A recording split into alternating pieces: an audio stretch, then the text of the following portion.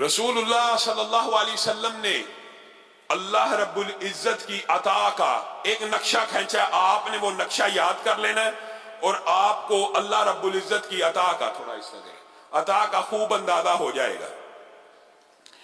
رسول اللہ صلی اللہ علیہ وسلم نے مجھے اور آپ کو سمجھانے کے لیے ایک بات کہی ہے کہ آدم، حضرت آدم جو جد امجد ہیں، اللہ رب العزت کی بارگاہ میں کھڑے ہو جائیں اور اللہ سے کہیں زمین سے لے کے آسمان تک جتنے خزانے ہیں مجھے عطا کر دو، اور اللہ عطا کر دے. آدم کا دوسرا بیٹا ہے، یہی مانگے.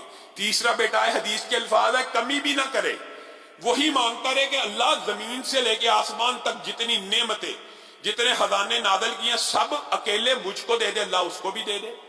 اور قیامت تک ابھی زمین کے اوپر 7 ارب سے زائد انسان ہیں. قیامت تک کتنے آنے ہیں اور کتنے آ چکے ہیں؟ ارب ہا ارب لوگ آ چکے ہیں، ارب ہا ارب لوگ آنے ہیں، اللہ جانتا ہے. یہ سارے کے سارے اللہ کی بارگاہ میں آ کے کیا مانگے؟ زمین و آسمان کے خزانے، اور اللہ تعالیٰ ہر ایک کو دیتا چلا جائے.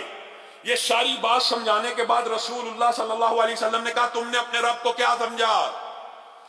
یہ سب آدم کے بیٹوں کو زمین اور آسمان کے سارے خزانے دینے کے بعد تمہارے رب کے خزانوں میں اتنی کمی واقعہ نہیں ہوتی جو مثال دی ہے. سبحان اللہ.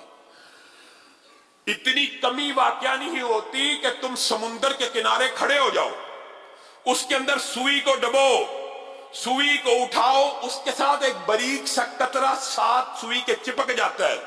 اس ایک قطرے نے اس عظیم الشان سمندر میں جتنی کمی کی ہے، کچھ کی ہے. تمہارے رب کے خزانوں میں اتنی بھی کمی واقعہ نہیں ہوتی. پھر کس سے مانگتے ہو؟ پھر کس در کی ٹھوکریں کھاتے ہو؟ تمہارا رب تو پوری اولاد آدم کو دنیا جہان کے خزانے دے کر بھی خزانوں سے محروم نہیں ہے. تمہارے مانگنے میں کمی ہے. اللہ کی قسم میرے اور آپ کے مانگنے میں کمی ہے. ہم نے دعا کو عبادت سمجھا ہی نہیں، ہم نے دعا اپنے رب سے کی نہیں. اور آپ کو کس کس نبی کا دعا کا واقعہ آپ کے سامنے، انبیاء کے دعا، یہ لوگوں کے سامنے انبیاء کی دعائیں رکھیں تو اس کے 2 پہلو ہوتے ہیں. وہ بعض لوگ کہتے ہیں یار وہ تو نبی تھے، ان کی تو اللہ نے سننی تھی. ایک چلو یہ پہلو تو ہے، لیکن دوسرا پہلو آپ نے غور نہیں کیا کہ نبی کو بھی جب اولاد کی حاجت ہوئی، نبی صابر ہوتا ہے، مانتے ہیں، نبی صبر کرتے ہیں. زکریا ایک عرصے سے صبر کر رہے تھے نا. مریم کے پاس بن موسم کے پھل دیکھے تو دل میں یہ آس جاگ اٹھی، بوڑھا ہوں، بیوی بانچ ہے، بن موسم کے مریم کو پھل مل سکتے ہیں تو مجھے اولاد کیوں نہیں مل سکتی؟ نبی تھے، پہلے بھی علم تھا لیکن زبان پہ الفاظ نہیں تھے آتے. اچانک کہہ دیا ربی لا تذرنی فردا وانت خیر الوارثین. منہ سے الفاظ نکل گئے.